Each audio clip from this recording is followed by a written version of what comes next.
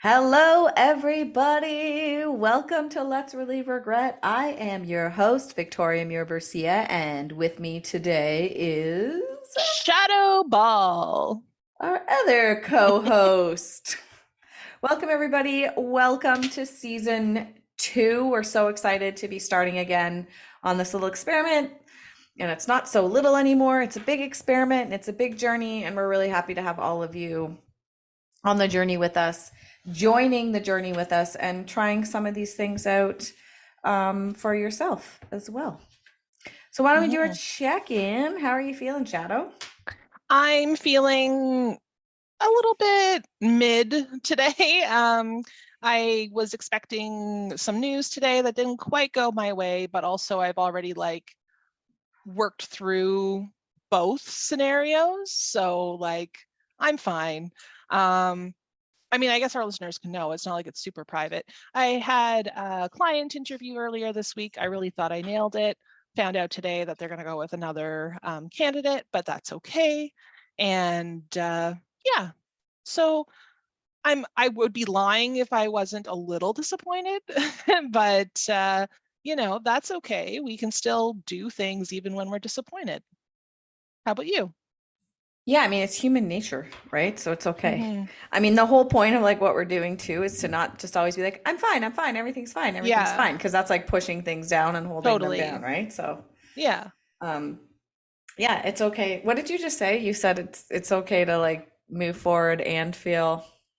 Oh, you can be disappointed and still do stuff. Yeah. And yeah. that's been something I've had to learn. I've really been kind of beholden to my emotions in the past, and I still do it. I still will let a bad emotion completely derail my day, but I don't need to do that. I just it's what naturally felt good in the moment before, but then I'd end up making a bigger mess that I'd have to clean up. So I can just hold that disappointment until it washes over me. I don't have to push it down, but I also don't have to make it the forefront of everything I'm doing today. Yeah, I think that's a really good skill and lesson actually, because we do let our emotions run us sometimes, and we also have these expectations that have been conditioned into us that you have to be happy in order to do things, or when you're doing this you can't do anything else. Almost like grief is almost an example of that. We expect people that are in grief to not be able to do anything. Right. But you can be grieving and still be living your life. Yeah. Right? You can be depressed and still be living your life. Just because you're depressed doesn't mean you're locked in a dark room sitting in the corner crying. Depression can feel like many different things. So thanks for that, Shadoe. Yeah. So that's valid too. And anybody who is grieving out there, which I think is all of us, honestly, you never know when grief might just catch you off guard. Yeah, you're right. And that's okay too. Yeah. If you have to take a moment from your busy schedule to just hold that emotion and again, let it wash over you until it passes, then that's also valid. Yeah, but it's not one or the other, is what I'm saying. No, of course We not. have these expectations that if someone's grieving or depressed, then they're always sad. Yes. Right? Yeah. And it's not one or the other. It's very complex and diverse. Anyways, Anyway, how am I how are feeling? you? Yeah, I'm feeling really blah today. Okay. It's, I talk a lot about my seasonal affective disorder and anxiety, and God, it's just it's still winter. Yes. It's going to be the most winter it's been this weekend. Apparently, that's what they're claiming. Yeah, it's still winter in Toronto here. We're supposed to be getting a massive snowstorm, and I'm feeling in my body, I'm feeling that I haven't had some sunlight, and I'm just feeling a bit blah. So perfect day to talk about regrets. Yep. I'm probably a 4 out of 10 or a 5 out of 10 today. Wow. I'm just feeling ugh. Yeah. I'm feeling a bit heavy today, so it's a good day to do a podcast recording. Yeah, Yay! for sure. Yeah. Is there anything you want to have a cause for applause about, though, even though what brought you up to a 4 even? It's not like you're a 0 out of 10. Well, today I got out of bed, I washed my face, I brushed my teeth, I got dressed. Yep, nice. I showed up to record the podcast, so we'll call those my causes for applause. Today I'm a functioning human being, even though I feel I don't want to be a functioning human being. I want to sit on the couch and binge watch TV. Mm-hmm. So Mm-hmm. there we go. That's my cause for applause. That really segues nicely into my cause for applause, which is after we're done recording this podcast, I will be sitting on the couch binge watching TV Woo! because it has been a pretty intense week over here, but that's okay. And that's like your reward for yourself is to binge watch TV? Today it will Yeah. be. I mean, I'm sure I'll find better rewards on the weekend, but like I also stayed up really late last night, so I'll probably like put something on to binge watch and fall asleep in the first 10 minutes. Yay. So our causes for applauses are opposites of each other, but they're both causes for applauses, Yeah, everybody. That's what we yeah. mean. Life is complex. You get to choose. You get to choose and not guilt yourself about doing one thing or the other. Mm-hmm. Right? Right. Exactly. Who's first today? I would happily go first today. Okay. Okay. Should I just get into it or do you want any Let's do it. preamble? Let's do Okay. it. I think All we right. should do it. All right. Great.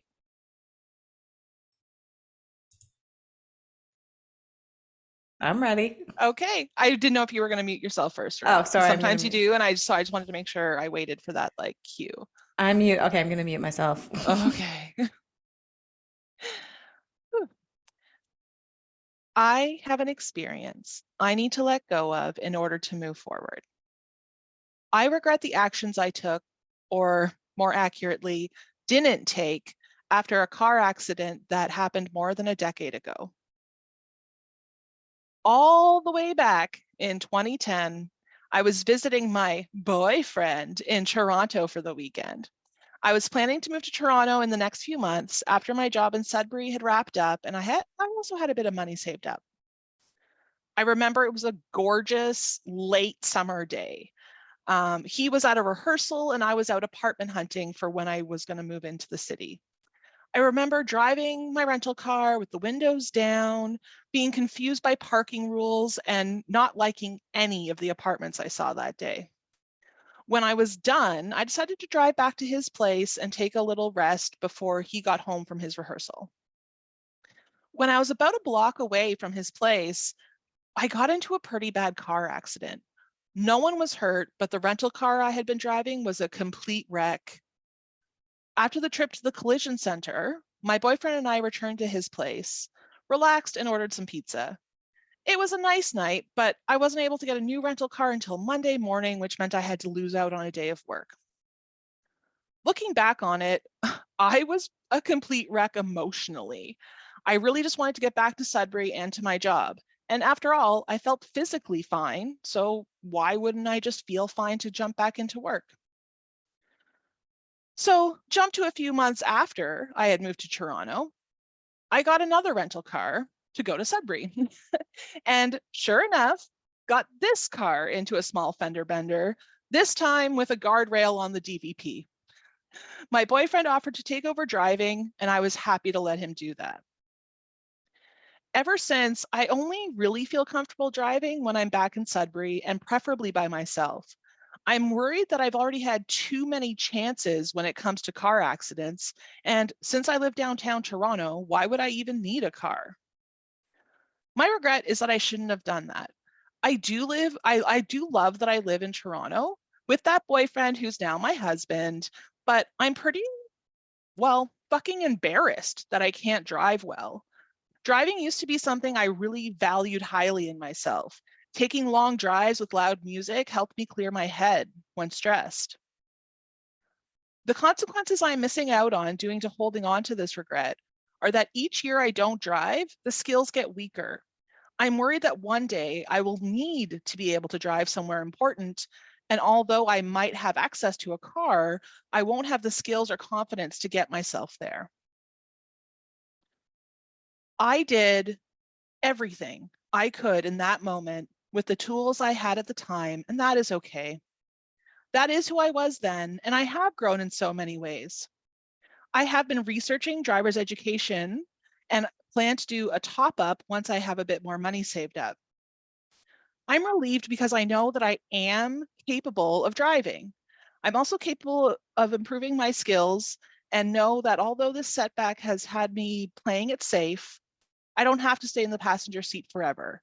I am worthy of taking on new adventures in the driver's seat.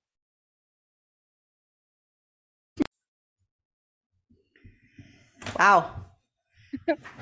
Do you want to be heard or do you want feedback? I can take feedback on this one. It's not like it's an essential life skill, but I'm not scared of it or anything. I Or think this is yeah. totally relatable. Okay. In what way?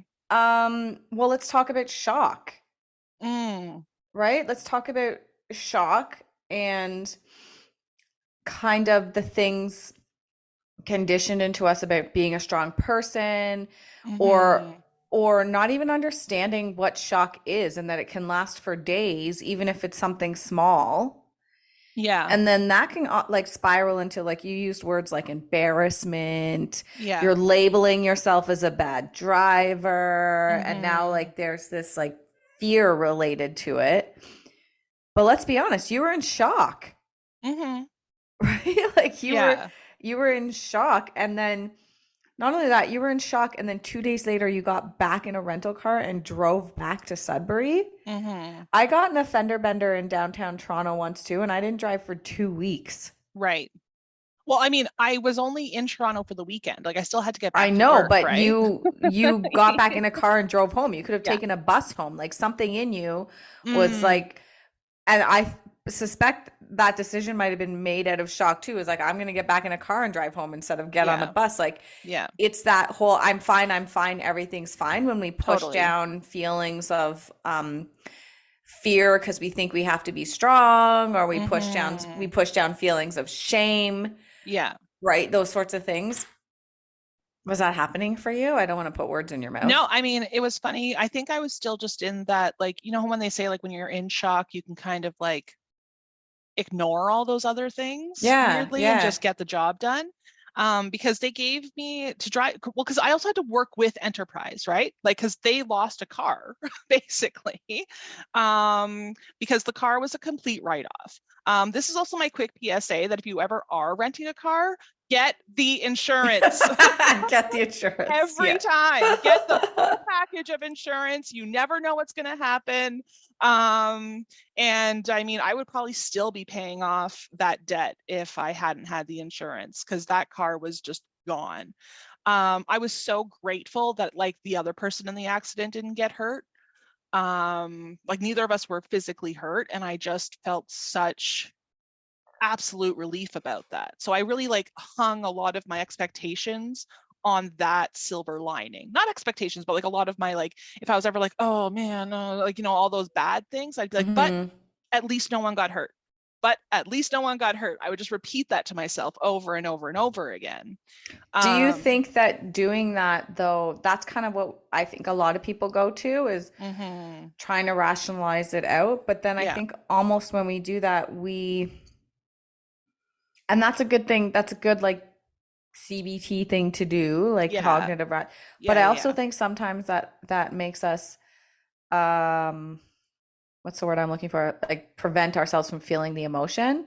Like, you Mhm. have to let the emotion flow through you too. Like, you Yeah. should cry, you Yeah. should shake, maybe you want to scream. Mhm. It's a scary thing. Yeah. Even if it's a Yeah. simple fender bender, it's still scary. Yeah. I think it's scary to Yeah. hear metal crashing or whatever, right? Like, it's Mhm. a scary Mhm. thing. So where's the balance between saying, okay, nobody got hurt, that's good, but I'm really Mhm. shooken up here? Yeah. Well, yeah, and I think instead of like dealing with it head on, I just stop driving, right? Like I just, unless like I'm in Sudbury, which is where I learned to drive, I just don't. I just Yeah, so like that's the you know, consequence of yeah. pushing down the feelings in the moment, and then they kind of Mm-hmm. festered and turned into shame and embarrassment Yeah. Yeah. and fear. Like, Yeah. fear is Yeah. probably the number one thing, right? Well, Like, and even, oh, I don't want to interrupt you. Sorry. Go ahead. I was just gonna say, like, I'm wondering if you've, like, in your mind, that fear's turned into, like, I can't drive, I'm a bad driver. So now you're labeling yourself as something Mm-hmm. too. Mm-hmm. Well, because it wasn't just that experience. It was like I said in the regret, like a few months later, I'm driving again, and like that was a very surface damage accident when I got into the car accident with the guardrail on the DVP, and it's because I wasn't merging fast enough. Hmm. That is a skill that even when I was a good driver, I was always a bit of a slow merger. Hmm. Um, but you know, when that happened and no one got hurt, again, I was like, well, that's it. like kind of like 2 strikes. I don't want to get a third strike, right? Like Hmm. I worry that if I were to get into another car accident, that's it. Like I'm going to get hurt or the other person's going to get hurt. And like, like, I don't know. Yeah, So how long ago was this? 2010. So Okay, so your 12, driving 13 record's years clean ago. now. Yeah. Yeah. But oh, it's not even about driving record. It's about like karmic Oh, record. okay, I see what you're saying. Like I was saved twice by getting into a in 2 different car accidents, no one was hurt.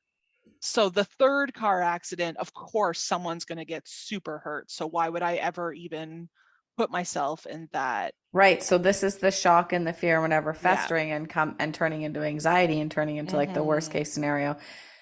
It's hard. I've been in a fender bender before too. Mm-hmm. And you also said like you prided yourself in being a good driver. Mm-hmm. And I get that because I'm from a small town too that's a similar size to Sudbury. Like I Yeah. think Peterborough and Sudbury are Yeah. probably similar in Roughly. size Yeah. or were when we were growing up. Peterborough might be bigger now, but Mm-hmm. um everybody got their license at 16 because we didn't Yep. really have public transit, Yep. right? So you needed your license to drive and see your friends. So you weren't asking your Mm-hmm. parents to drive you, Yeah. right? And so we learn these things. But I also think if you look at the stats, probably every adult that has their license has been in some Mm-hmm. sort of car accident. Right. So where's this like there's shame and embarrassment around that, but Mm-hmm. really it's happened to everyone. Yeah. So we should try to which is what you're doing today, but to release that shame Mm-hmm. and embarrassment Mm-hmm. because driving can be really empowering. Oh, It totally. gives you independence. You said you used to like going for a drive and listening to music and it was a form of Yeah. stress relief for you. Yeah. And so I just want to thank you for sharing because I think it's really relatable. I think a lot of people have been in car accidents and had the same Mm-hmm. thing and are still fearful of getting behind the wheel. Um, and I think it's a lesson in kind of how holding on to regret actually gives you long-term consequences, Mm-hmm. right? So it's been like 13 years now, Yeah. and you're still like have this fear Oh, yeah. that's been programmed. Yeah. Like, I don't even want to start looking at cars until I've done driver's ed again. And I like, there's a great place here in Toronto. I've already looked up the program I want, and once I have the money saved up, I'm definitely going to take their top up. But if I'm really super 100% honest with myself, what I think has got me the most stuck is I do love living downtown Toronto. I do. But even when like the big emptying out happened at the beginning of COVID, and like Hmm. all these people started leaving downtown because they wanted more space, all these things, I would be lying if part of that fear for me of like, well, I'm just going to stay here. I'm just going to stay downtown. Like I'm not going to move out because then I would have to get a car, right? Because like living downtown Toronto is one of the only places where you can walk everywhere and like get all your stuff done. So yeah, so I'm pretty certain that even just through talking about this right now, that's been a consequence too. Like I won't change where I live because to change where I live means I would have to get a car. So we use these things get programmed into us, and there's so many words for it: barrier, excuse, limiting Mm-hmm. belief. The reality is, whatever you call it, it is actual programming that's happened in your brain when your fear center was stimulated, the amygdala, and Mm-hmm. then not processing it properly when it happened. Mm-hmm. And then it gets programmed into your brain around that fear. And it really can hold us back from participating in life, Mm-hmm. right? And I I think you should share your journey as you go with this with our Mm-hmm. listeners because I actually it might feel like a small thing. I wonder if you were thinking, "Oh, I'm just going to tell my car story today, but it's actually a really big thing and Yeah. now you're taking action and approaching it. And Mm-hmm. that takes a lot of work, right? That takes a lot of work. Yeah. And we were talking about this earlier before we press record. Deep work doesn't have to be hard work. Sometimes we get Mm-hmm. afraid if we think, oh, I have to do some deep work on myself. I have to deprogram a fear or really understand what's holding me back. that can be fun work too, right? Right. Deep work doesn't have to be what deep work doesn't have to be hard work or scary work. And you Yeah. can have some fun with this. You're going to go take some driving lessons. You're going to try Yeah. driving some different cars. And if there's an element of fun that goes along with it, that can also help you through this kind of healing process of this. It Mm-hmm. was a trauma that Yeah. happened, right? Yeah. So Oh, absolutely. I just want to like applaud you and say I think your story is really relatable. I totally relate to it too. I had not even that bad, like a little fender bender and was Mm-hmm. afraid to drive. I also felt so much shame. I was like, "Oh my God, I'm a bad driver. I'm gonna get like Yeah. one demerit point on my license." And I'm just Yeah. it turned into shame, right? We talked about shame is different from guilt. Shame is I'm a bad Mm-hmm. person. Guilt is I did a bad thing and I'm gonna learn from it and move on. But when it turns into that shame, we should never feel shame. Like shame isn't helpful at all, right? So if it turns into Mm-hmm. I'm a bad driver, that's literally the definition of shame. I'm a bad person. You're labeling Right. self as a bad something. I'm a bad Mm-hmm. driver, right? And then that can feel like therefore I'm a bad person. I'm Yeah. stupid. Ever say this to yourself? I'm such a stupid person. Oh, yeah. I'm such a stupid woman. I'm such Yeah. a silly woman. I'm Yeah. such a stupid person, right? Like, right? I'm so stupid. Why did I do that? Like that's just Yeah. shame language. So, Yeah, I literally called myself a dimwit yesterday over something that wasn't even like so low stakes. Like mhm. absolutely the lowest stakes possible.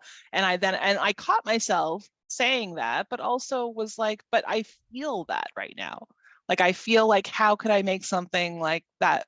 I'm just going to tell you. I was overlooking one of my clients, I was looking over their inbox and I was like, wow, that's weird. We didn't get an email for a couple days. And like her inbox is pretty full all the time, but it wasn't that she hadn't gotten an email in a couple days. It's that it went from February 28th to March 1st.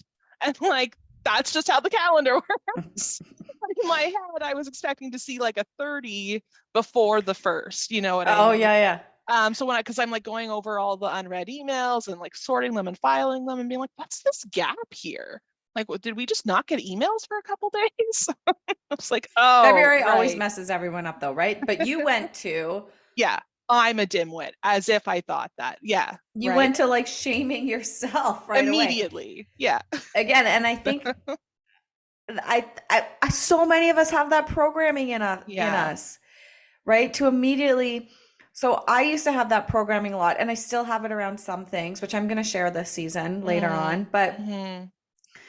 I've done like so much work. We've both done so much work on ourselves. Right. But that's one of the things I don't suffer from as much. There's other things that I do, but is so for example, my week this week is I've cut myself twice, Ooh, right? yeah. And this is what I say in my classes or with my clients. If you find that you're being clumsy or feeling out of balance, so doing things like walking into a door frame, Mm-hmm. like your bedroom door frame that you walk for all the time, or Yeah. hitting your knee on the coffee table, or tripping on a sidewalk crack, like literally tripping on nothing, tripping on a leaf. That's usually a sign that there's something going on Yeah. unbalanced in your emotions or your mind or your head or your subconscious, like you're thinking about something Mm-hmm. else, because our brain and our body are always connected, they're never disconnected. So when we're feeling unbalanced or clumsy in our body, it usually means there's something going on for us mentally and emotionally that's not balanced. So I cut Mm-hmm. myself twice, right? I Yeah. cut the first one was this is the worst. So I have a big massive scar from my surgery Yeah. coming up on like the year anniversary of my fibroidectomy, everybody, which I've talked about on the podcast before. So I had Mm-hmm. 5 huge fibroids. One of them was the size of a grapefruit. So I have about a, I don't know, 6 inch scar, 10 centimeter scar. Um, and it didn't heal properly. Hmm. It's like raised and puffy and it still hasn't healed. It's like a year later. Yeah. And I was shaving because it goes down below my hairline and I cut my scar. No, Yeah. Victoria, that sucks. Right. And I'm like, wow, I've done this so many times. I've had this scar for a year. But Mm-hmm. the weird thing was like, I have no nerve endings there. So I'm Oh like in the no. shower and then I didn't feel it at all. And then I look down, I'm like, whoa, what's happening? I'm like bleeding everywhere. But I literally Oh no. didn't feel it because I have no nerve endings there. I was like, oh, I didn't Yeah. feel that at Oh, all. And so then, like 5 days later, I cut my finger on a mason jar that I broke. oh, And I'm like, okay, what's going on for me? right. Right. So my reaction, because of all of the work I've done on it, it isn't, oh my God, I'm so stupid. I cut myself. What an Yeah. idiot. Well, my initial might be, oh God, why did I do that? And then I'm like, oh wait, let's actually answer that question. Yeah. Why did that happen? That's a sign for me to say something's going on for me. Mm-hmm. So I need Mm-hmm. to take a moment with myself. What's going on for me emotionally? What am I stressing about? Am I stressing about money? Did I have a fight with someone? Am I just really tired and I didn't get enough sleep?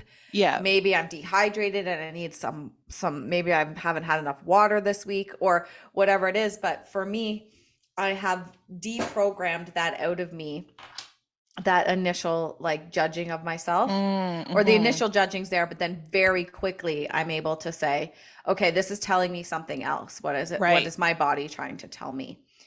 um and I wish that for everyone. I wish Yeah. for everyone to learn that skill Yeah. because it's a great skill. I'm really proud of myself for learning it. To stop shaming ourselves, because nobody judges us more than we judge ourselves. Mm-hmm. Nobody shames us more than we shame Yeah, ourselves, definitely. right? I'm curious if you went through a phase, which is where I think I'm at right now, where I recognize that the negative self-talk is not helpful. But then when I engage in the negative self-talk, it almost creates more negative self-talk when I point that out about myself. Like if I say to myself, oh, I was so stupid, then I immediately go to, oh, right, I'm not supposed to say that about myself. Why do I keep saying this about myself? Oh, I'm so stupid for calling myself so stupid. Yeah. Like, is that So like that's that's part of where I'm at? that's part of it's part of it. So I believe this falls under self-verification theory. Okay. So self-verification theory is really interesting. It says many studies, but one study where I learned about self-verification theory is, you know, those affirmations that are I am powerful, I am Right. strong, I am whatever. They just start with I am in a word. Yeah. For actually 80% of people, those types of affirmations don't work, because what happens is your brain fights back. So if you say, Mm. I am powerful, and then immediately, no, you're not, Mm-hmm. right? Have you ever tried like an affirmation Yeah, where yeah, you're like, yeah. I am worthy? No, you're not, because of this. Like your brain fights back. So similar to what you were kind of saying, like a negative thing and then another negative thing kind of Mm-hmm. falls on, like kind of verifies it, right? Yeah, yeah, yeah. Yourself is verifying it. Mm-hmm. Right. So yeah, for sure. So then I had to learn how to like ask the right questions. Hmm. So instead of something bad happens, I'm blaming myself. Yeah, you're right. You are an idiot, Victoria. I had to learn how to instead say, well, why did that happen? Mm-hmm. Not that happened because I'm a bad person. Right.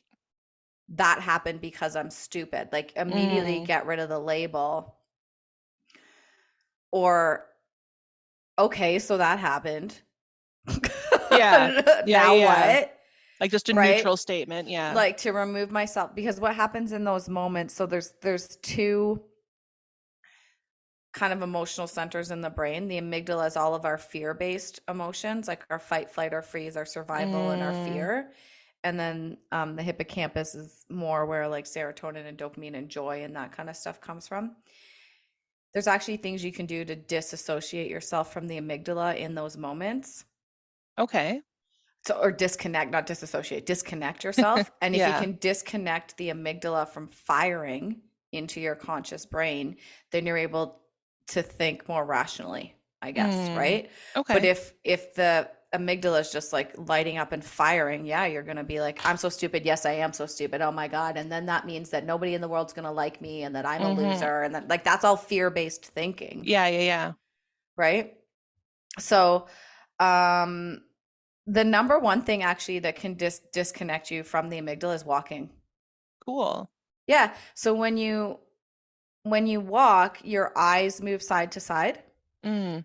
So okay, I don't think this happens as much with phones because the technology is better, but you remember camcorders, video Yeah. recorders, and you're walking towards something and it goes blurry and then you have to refocus it and it goes blurry. Mm-hmm. But when we walk forward, our vision doesn't go blurry and we refocus and blurry and refocus. Right. Right? When we walk forward, our vision always stays focused. Right. So what that is I love this question because now you've got me off on a tangent of the stuff that I'm obsessed with, Yeah. which is the brain and how it relates to emotional health. What happens walking forward is an action that happens after fight, flight, or freeze.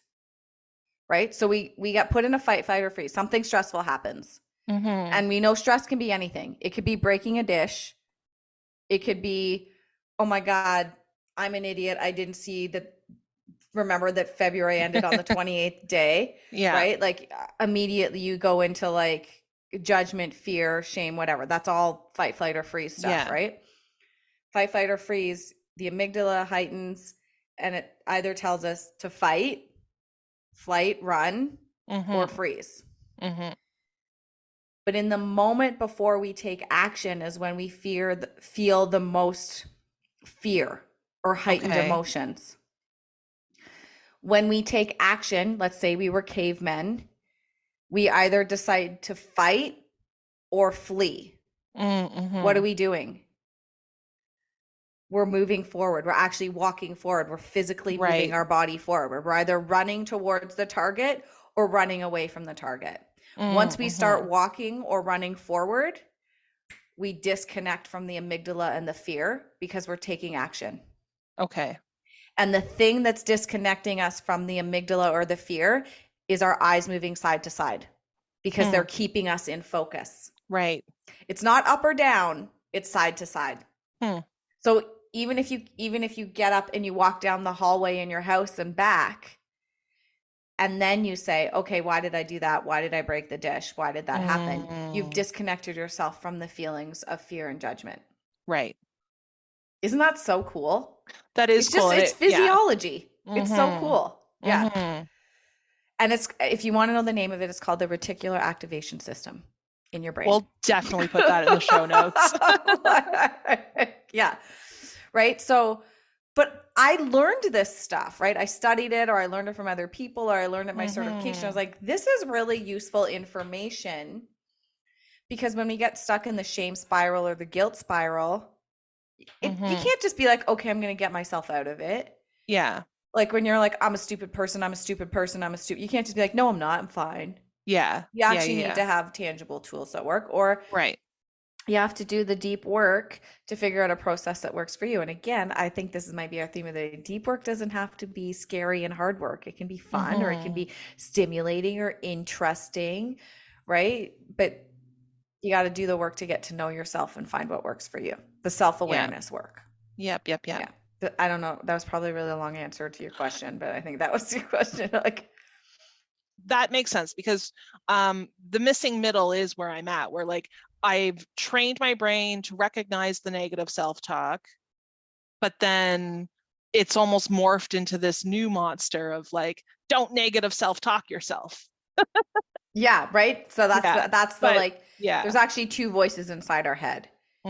There's the one that might say what we think we should say, and then there's the other voice that fights back. Right? Don't negative talk yourself.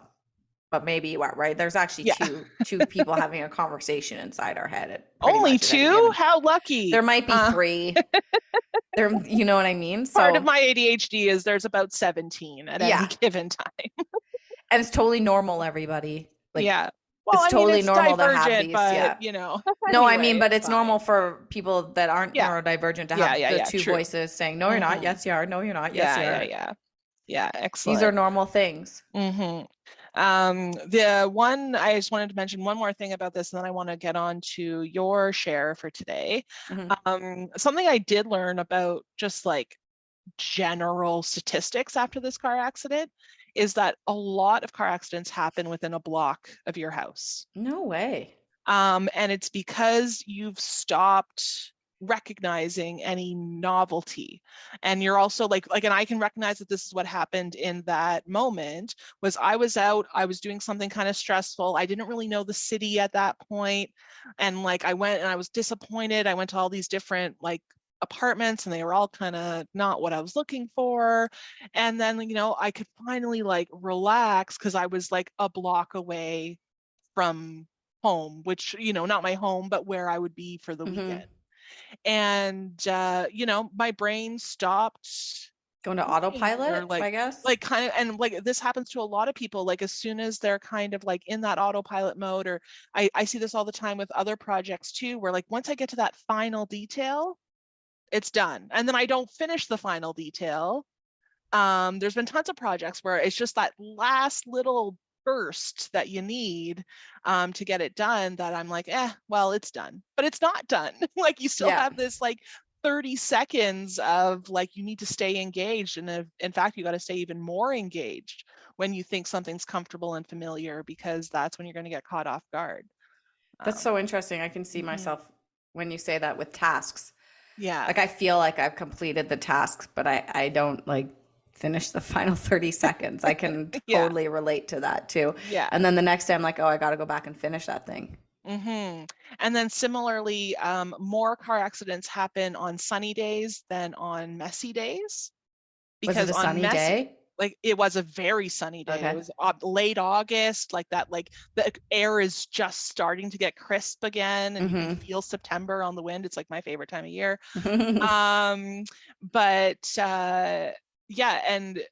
But again, because when it's raining, you're paying more attention. Like you are staying focused. You're staying focused on driving because you don't want to slip. You don't want to whatever. But on a bright sunny day, you're feeling good. Like no driving's worries. fun. Like whatever. Hakuna Matata. Yeah, exactly. So, it's just a really interesting, again, our perceptions of things and stats are not always the same. Feelings are not facts. Anyway, those are just two things. And I don't even know if those stats are still true. They probably Back are. in 2010, they definitely were, that car accidents happened more on sunny days than on rainy days. And a lot of car accidents happen within like the 5-minute radius of people's homes. Wow. Did you look up those stats to make yourself feel better? I don't even know if I looked them up or if someone offered them to me and then I verified them. But did it make you feel better? No, it just became like an interesting thing I offered at dinner parties. Like I did that. I was like, oh, did you know?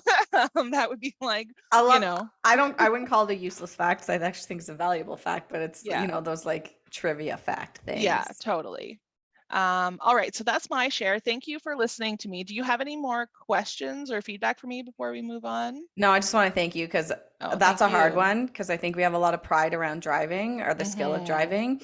And then there's also a lot of shame out there around it too, like being labeled. Remember that TV show, America's Worst Driver or Canada's Worst Driver? Oh, totally. And it was like making, you know what I mean? There's a lot of shame. But the reality is that you're going to get in some kind of car accident throughout the life of having your license. Everybody is. Yeah. I also think there's some like stereotypical stuff that, like, of course we don't want to fit into the stereotype, but LOL, female driver. Yeah, women drivers versus men drivers. Yeah. I was trying not to bring my feminist comments out, but I'll bring them out. Yeah. Yeah. No, right? I definitely harbored a lot of shame around that. But then I also think about the fact that, like, potentially being a good driver, this goes back to one of our episodes from season 1, where like, I'm not like other girls, because guess what? I'm a fantastic driver. Yeah.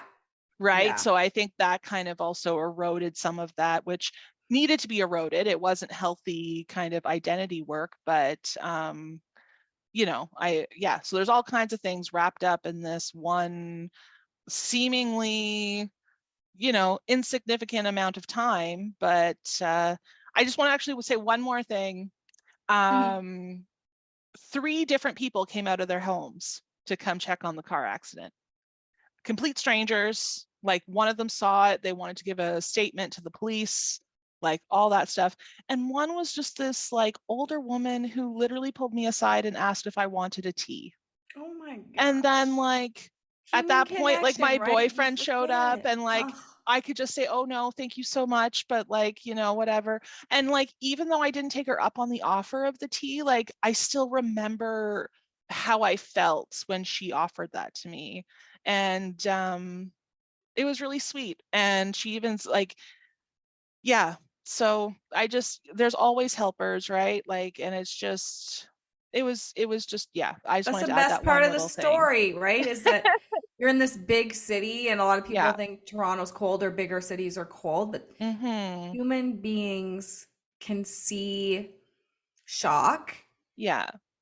and can have empathy or and compassion, maybe compassion is a better word, to Mm-hmm. those things and want to offer help. And it's not Yeah. creepy and it's not cringy. It's just natural human connection. And what a you remember, you're like, this Yeah. older woman came, did that. She's Yeah. listening. Hey, you did that, right? She probably doesn't even remember doing it now, but it Yeah. meant something to you. And that is the Totally. value of small acts of kindness, right? Mm-hmm. Is Mm-hmm. just it can make a big difference in a moment for someone else, even though it's not a maybe not be a big thing Yeah. to you, the person that's offering the act of kindness. Mm-hmm.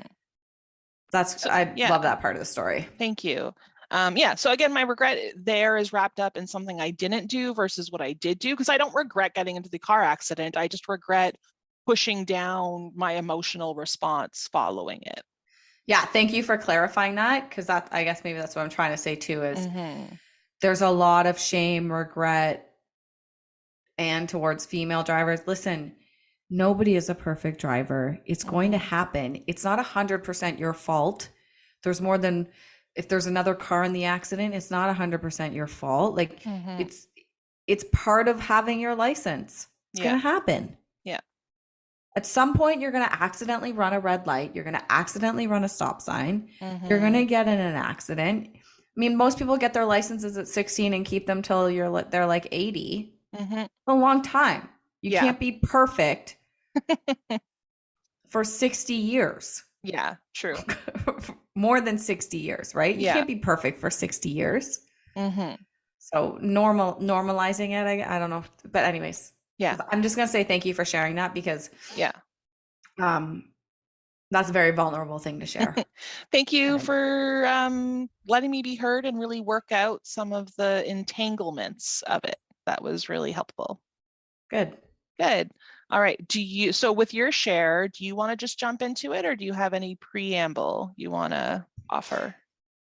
So my share is a recent one, and it Mm. can also possibly be a recurring one. Oh, That's what I'll say. interesting. Yeah. Wow. Okay. Are you ready? I'm excited now. I mean, I was always excited, but wow, what a great little teaser. Okay, I am ready. All right. I have something I want to let go of in order to move forward.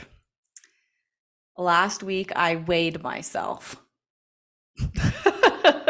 Yeah. I don't know why I did it, honestly. So, as I've said before in last season, I had the surgery.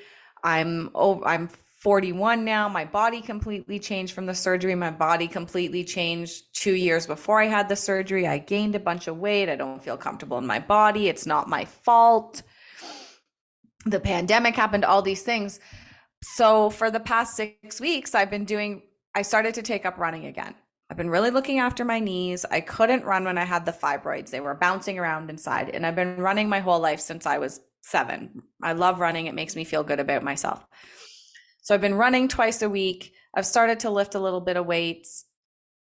I've been feeling a lot better about my body. I've been feeling stronger. I've been feeling my body heal. So I decided to weigh myself, but there was this little tiny voice inside me that was like, don't do it. You're not ready yet. Don't weigh yourself. You're not ready yet. I was like, oh, I'm going to do it. Like immediate. So I haven't lost any weight since the last time I weighed myself. Immediate feelings of shame, hopelessness, nothing's working. I went into a total anxiety spiral. Why did I do that? Why did I weigh myself? Like right before I stepped on the scale, there was a little tiny voice saying, don't do it. I went on a spiral for a few days. Well, I might as well eat the chips or the chocolate bar. And I was eating late at night in front of the TV. And I've been doing so well at not eating after 8 o'clock at night. I wasn't motivated to work out. Like that one action of stepping on the scale caused changes in my actions, attitude, and behaviors for about 5 days afterwards. Right? So my regret is stepping on the scale, but I guess usually we say the consequence of holding on to this regret. I mean, I'm not holding on to the regret of stepping on the scale, I guess, but I did for 5 days. Those were the consequences. I went into kind of a shame spiral for 5 days. I've let it go already, but you know, the feelings I felt from taking that action prevented me from taking action and feeding my anxiety and hopelessness about my normal, healthy 40-year-old body that's been through a massive open surgery trauma. That's trauma on my body, right? So, what I do need to do is I did everything I could in the moment with the tools I had. I wasn't self aware enough to listen to that little inside voice that said, don't do it, you're not ready. So, it was a good reminder for me to listen to my instincts. And also, we've also been preconditioned around the scale. And I need to focus on the fact that I can do a push up now and I'm feeling better in my body and I can run for 30 minutes now. And when I started 6 weeks ago, I could only run for 8 minutes. So that's it. I think it's relatable. That's my regret. Why did I do that? Why did I weigh myself? Done. Great. What a great share. Do you want feedback or to just be heard on this one? You can give me feedback.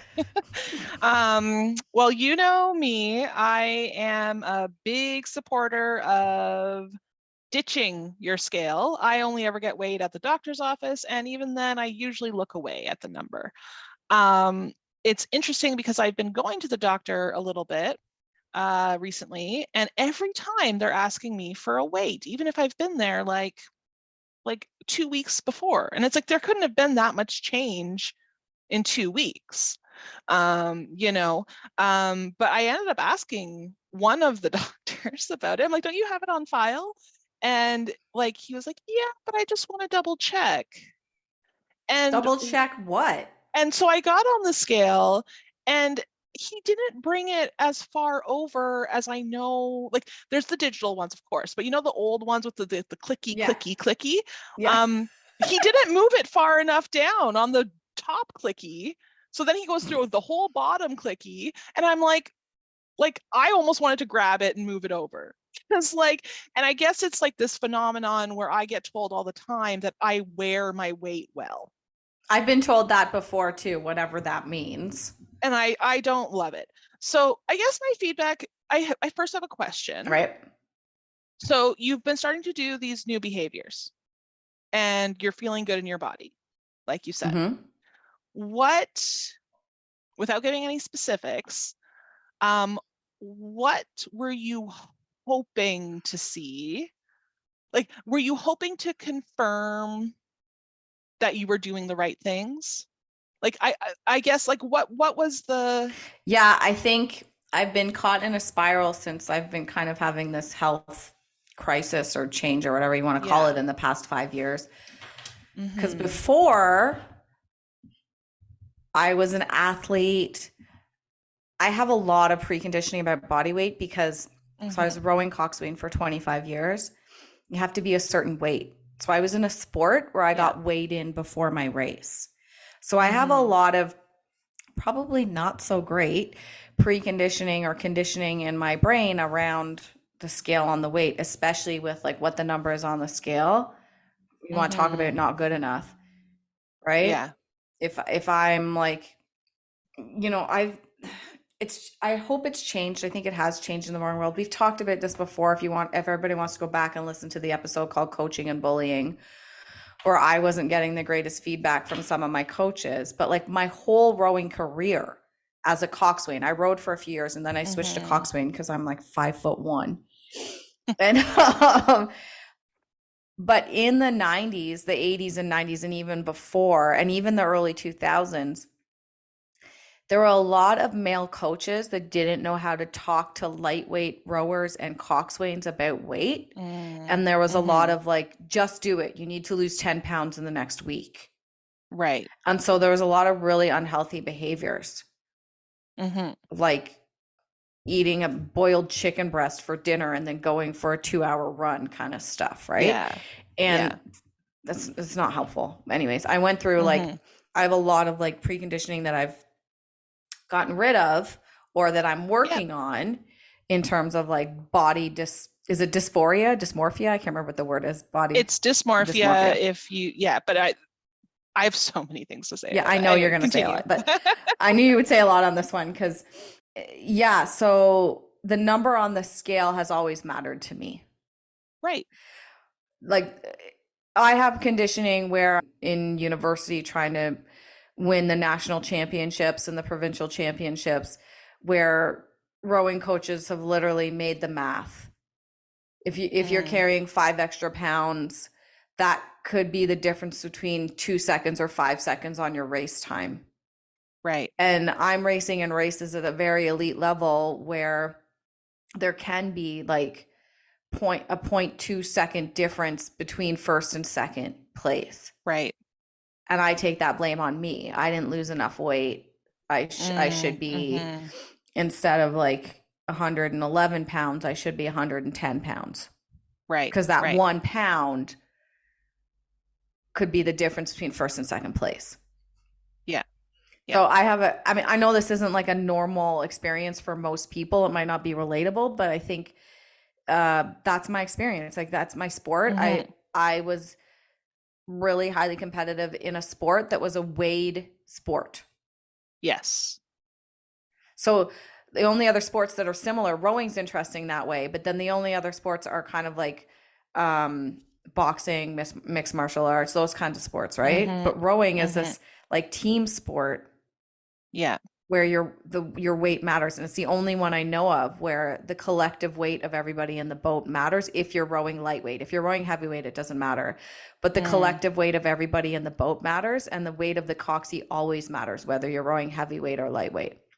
Mm-hmm. So Mm-hmm. it's this weird thing where if you're doing like an MMA fight and you don't make weight, like it's just on you, the individual, right? And the Yeah. fight still goes forward and you, or what, but like in rowing, if one person in your boat doesn't make weight, you don't race.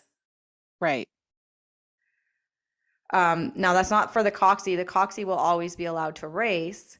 It's kind of the opposite is, so at the time, I don't know what it is now, the weight was 110 pounds. Mm-hmm. You can be over that 110 pounds, but that's where coaching comes in saying, well, if you're 115, that 5 extra pounds can equal 2 seconds in a race, Mm-hmm. right?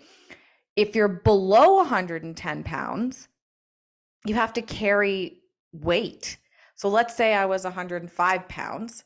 I would have had to like Mm. fill a bag full of sand that weighs 5 pounds. And then I have to carry that Mm. sandbag in the boat with me. And you have to show it at the beginning of Right. the race and show it at the end to the umpires just because people would throw them out of the boat, right? So, Sure. but you don't want to carry the sandbag weight either because that's like literally dead weight Mm. rolling around in the bottom of the boat or that you're holding on to. So Mm-hmm. it's Mm-hmm. almost even worse because it's not like here's your goal and you have to be underneath it, which is what happens for the lightweight rowers or flyweight rowers or in boxing. Like your weight is this, and you could be like, say the weight's 130 pounds, you could be 129.9 pounds and you made weight.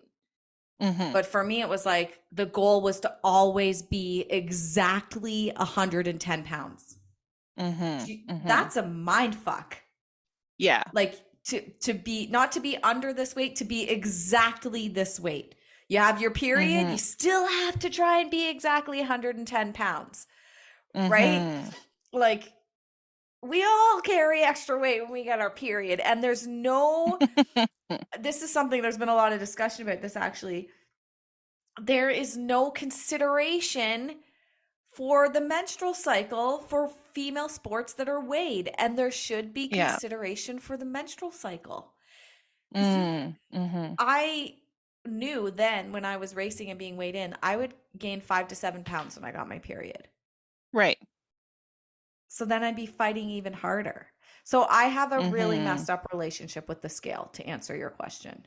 Right. And I knew I shouldn't have done it because I've been like really proud of myself. I started at 8 minutes. I've worked myself up to 30 minutes of running.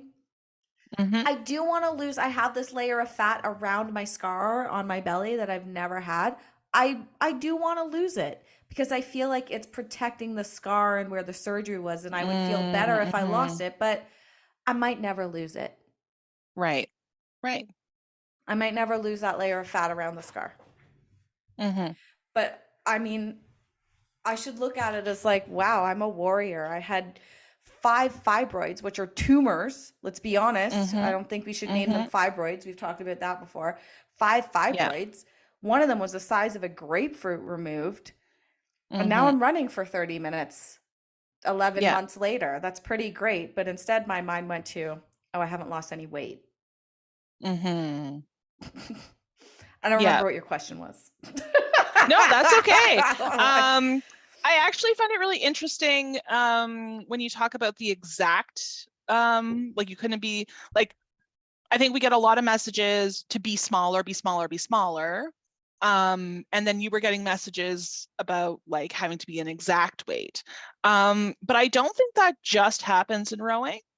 Honestly, I think every single person on this planet also has a range in their mind Yeah, that's where fair. they can't go lower than this and they can't be higher than And that. that's absolutely what's happening to me. Yeah, and Yeah. I don't think that's just rowing. I think that is societal messaging because we also want to make sure that other people don't worry about us. And if we slip below a certain like threshold, then we're going to make people worry about us. Hmm. And we don't want to have conversations with people about, oh yeah, no, I have really lost like this amount of weight or whatever. We also, so I think like, yes, yes, good to own it. You have a messed up relationship with the scale. But I do think most people do. Yeah. And it takes a lot of work to not use that number as a measurement of your self-worth. Like that's just what it comes down to, is that like you had all these other pieces of evidence. And I mean, you don't even need evidence. You're worthy as a human being day in, day out. You're worthy of all the love that you want to give yourself. You're worthy of all that excellent, like, stuff that you preach. Like you're worthy of giving that back to yourself. But sometimes we still do these things where we want a metric. We want a Hmm. metric to prove that what we did equals X. Like we love an equation. We love all these like little things that seem really easy, but they're not.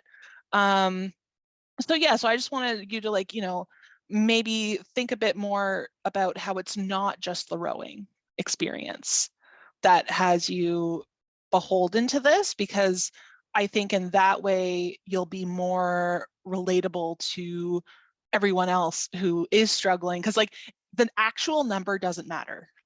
That's the other thing I want to talk about. Like everyone has an imagined range in their mind. Like there is no way on the planet that I would ever weigh less than 200 at this point.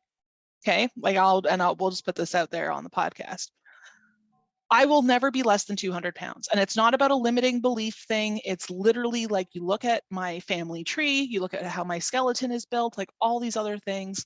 And even back when I was really, really restricting, like, having an apple a day, having like less than 100 calories a day, and just drinking like water, water, water, water all day because I was obsessed. I became so obsessed with like getting smaller. I still couldn't break that 200-pound barrier.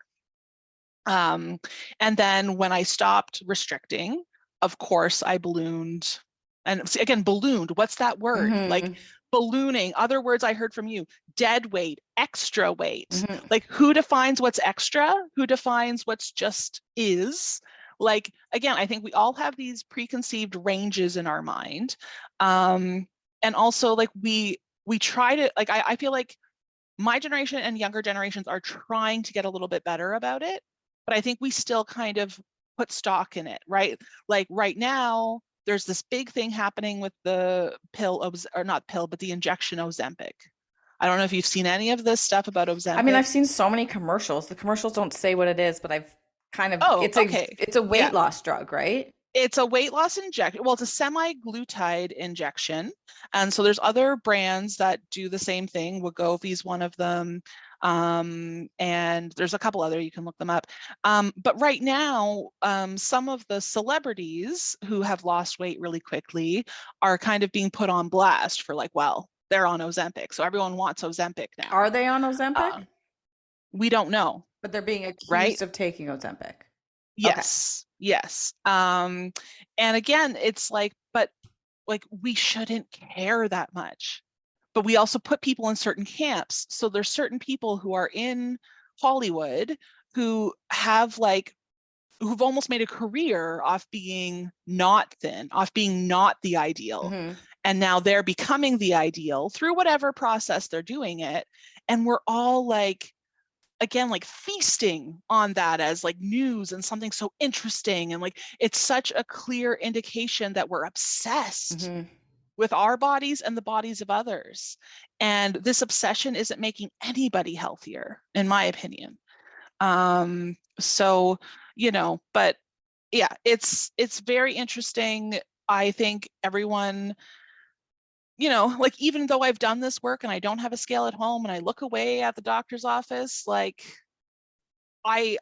there's always still this little like inkling in my heart that when I am at a doctor's office, when they say, oh, actually, I do just want to get a weight for you, I hope to see a smaller number. Of course I do.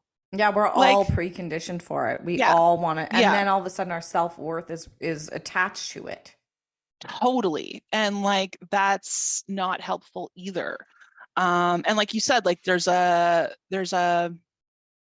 like a stat back almost where it's like, oh, I've done all this work. And it What was it meant nothing. for?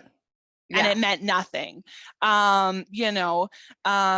So yeah, like but I'm curious that let's say you had achieved the dream goal you had in mind, would you maybe have still engaged in some of these behaviors because you earned it, Yeah, it's totally possible that could have been the story I told today. Then I would have been right? like, oh, I'm gonna have a chocolate bar then. Yeah, Yeah, I yeah, earned it. It's yeah. totally So possible. we use, instead of saying like, it's so funny, like we want to have the chocolate bar no matter what that number says, but we get on to get the number to use that reason. Yeah. You know what No, I know does exactly that what make you're saying. sense? Yeah. Yeah. Yeah. But like, It's totally have possible the I could have been fucking telling the chocolate opposite. bar. Yeah. Like you're either going to be upset that it's too high and eat the chocolate bar because you're upset, or you're going to be excited that it was like the dream number you had in your So now I mind can and stop also eat the restricting chocolate bar. myself and I can eat the Yeah. chocolate bar. So Yeah. like, why are we doing Why are we doing this to this? ourselves? So yeah, I Yeah. think your point is fair. For me, it I wonder if my relationship with the skill would be less with rowing, but it's not just rowing. You're 100% right. It's No. Yeah. being a woman in North America, period. Hmm. Like I Hmm. don't know, like right? There's so many I other don't even things. think it's just North Or America the either. world, being a Like woman in I the think, world. Like and honestly, I think it's starting to creep up with men yeah. too. Like, there's just this idea that like our worth is our weight, and it's slowly being dismantled, but I don't know. Yeah, and then like I think about someone like Lizzo, right? And like Lizzo's she's just wonderful. Yeah. She's out there, she's doing wonderful things. She sings about body positivity, but then part of me is like, okay, I get that she can be body positive because she can put on a show. She Hmm. can, do all these things that we don't expect fat women to do. So then, of course, she's allowed to have body positivity. I don't think I could put on Lizzo's performance. Like I see her perform. I've seen her live. I can't. I was taking breaks during like just watching her perform. You know what I mean? And she's doing that every single night. She's out there, she's shaking it. She's like, so there's almost this like rhetoric in my head where it's like, well, of course she's body positive. Look at all these things she can do with her So body. it's her worth is about what else she Mm-hmm. can do. So we Yes. accept the body type or shape or whatever you want to call it Yes. because of her other value. Yeah. Which that's also pretty messed Yeah. up. And like we shouldn't have to perform health to get respect. What did you say? Perform health? Yeah, Yeah. to get respect. This is a phenomenon. I don't know exactly who coined it, so I'm sorry to whoever did. It's called the good fatty syndrome. Okay. And I've participated in this too, where like, because I do live in a bigger body, when I'm out in public, I want to make sure that I'm not doing anything that like a stereotypical fat person Mm. does. I want to make sure that I'm representing fat people in the best way, because guess what? Yes, I'm fat, but I'm not like one of those fatties who like can't stop That's eating. exhausting. Like it's very it's a performative thing. I Yeah. want respect, so I'm going to perform how healthy I am for Right. you. But it's also like you're preconditioned to think that you only deserve value or worth Yeah. with whatever else you have to give, or like with whatever else Mm-hmm. you can show outwardly. But your value and worth Yeah. is you as a human. And that's very sweet of you to say. Can you say it to yourself? Yeah. Thank you. This is why I was like, totally gonna accept feedback from this because Shadow's gonna like make me feel better and give me like the best perspective on this because it's ridiculous, right? Like, and that's why I say like everybody needs a coach. People need coaches or people need Right. friends. We need like diverse perspectives and opinions, and like nobody's Mm-hmm. perfect. So even though I'm a life coach and I could coach somebody Yeah. else and a wellness coach and I could coach somebody else through those feelings that I had, doesn't mean I can coach myself through them. It also doesn't mean that I'm Mm-hmm. perfect, even though I'm giving coaching on No. other things. I have the Yeah. knowledge to help you with the coaching, but it also doesn't mean that I'm a perfect person either. Right. Right. And so that's why I say everybody needs a coach. Olympic athletes have coaches, Mm-hmm. professional athletes have coaches. Like Yeah. coaching is a way that we can kind of, or asking for advice from the right people, is getting those different perspectives is always helpful. It's Mm-hmm. always helpful. Mm-hmm. It can always be healing. You get to choose if the perspective helps you, but if you choose that it does, it can be healing. And Mm-hmm. that's what we're doing here. We're talking about our Yeah. regret and our shame and our guilt, things that we might be scared to talk about. And we always get a good perspective from each other. Yeah, and I will offer just to anyone listening, I similar to how I brought up earlier that like when we say a negative thing to ourselves, we also add on this other layer of like, oh, I'm not supposed to say negative Yeah, we things. judge ourselves for saying the negative thing. Yeah. So similarly, some people will get on the scale, feel a negative thought, but then also struggle with the idea that they're having negative thoughts because they know in our new societal like understanding that we're not supposed to beat up ourselves about our bodies. But for so long, that's how women communicated with each other. Like, Mm. oh, I'm watching my figure because this is coming up. Oh, I want to fit into those jeans by summer. Oh, Oh, this is what I ate for like, dinner. It was only 200 calories. What did you eat for dinner? yes, yes. And it became a way for us to feel close to each other. So Yeah, I like, don't do want you want to do a anyone, diet together? Let's join this like yeah, diet club yeah, together. Yeah. totally. And again, similarly, like performing, it's a performance. We're performing our gender role when we do that because it's such an easy way to connect with each other. Mm. Like, oh yeah, I'm just having this today, diet starts tomorrow. And we all kind of like Mm. wink at each other about that, right? And like, what is that doing? It's It perpetuating it. like it's making it, but again, but at the same time, like I understand that to lose that is also very tough. To like lose that easy connection with somebody else. Like, what else do you talk about? What other topics can you talk about that aren't looks or weight based with other women? Like, it's just become such a normal way of talking to each other that to say like, oh, don't worry about your weight, it it creates again this cycle of shame where it's like, okay, so I know I'm too big because the scale said I'm too big, but I'm also not allowed to talk about being too big because that's going to make someone else upset. And then they feel even more shame and even more alone. So I will say, like, if you are still someone who's struggling with the scale, that's okay. Like, that's still fine. And I don't want you to feel like using this tool to measure your worthiness, like, as much as that's going to be something that's really hard to break up with, like, I understand that it becomes such a seductive way to measure your feelings as well, Yeah. if that makes Yeah, sense. And it's definitely I don't want programming. people to lose that. I don't like, as much as I want people to lose the negative self-talk, I understand that it's something that helps people feel a certain way, so I don't know what other coping mechanisms I could help someone introduce into their lives so that they don't feel that way. It's a really big question. We're not going to have all the answers here today, No, but I definitely also not. think just having a conversation about it so that we all know that, again, a lot of us are doing this and Yeah. it's harmful to our self-esteem, whatever, Mm-hmm. using that scale. Mm-hmm. And to just say it out loud, like, man, I did Yeah. that. Probably shouldn't weigh myself Yeah. again for a while, or maybe just do it at the doctor's office. I Mm-hmm. mean, we know our body. Yeah. I don't need to look at the scale to know my body. I know Mm-hmm. when my legs are getting stronger. I know when my cardio is getting stronger. I know when it's getting weaker. You already know. Yes. I don't need to step on Mm-hmm. the scale to know. I don't know. Again, I could just go on for like probably a whole podcast, not even a Yeah. podcast episode. I could probably talk about this forever. Just because I've seen the way like weight really tore apart my family, and like I see it all the time, and it just, sometimes I even feel like, I get left out of those conversations because there's a fear. They're not from me, but from the other person.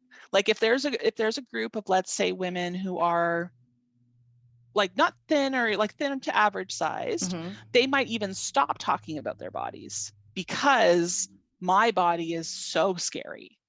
Like my body, like, so they might love to talk, like when it's just them, they might be like, oh, I've gained some weight, I'm so fat here, I'm so fat there, blah blah blah, I need to really lose like 2 dress sizes, and they are all get like the, oh no, or oh, I need to do that too, or all that kind Hmm. of stuff.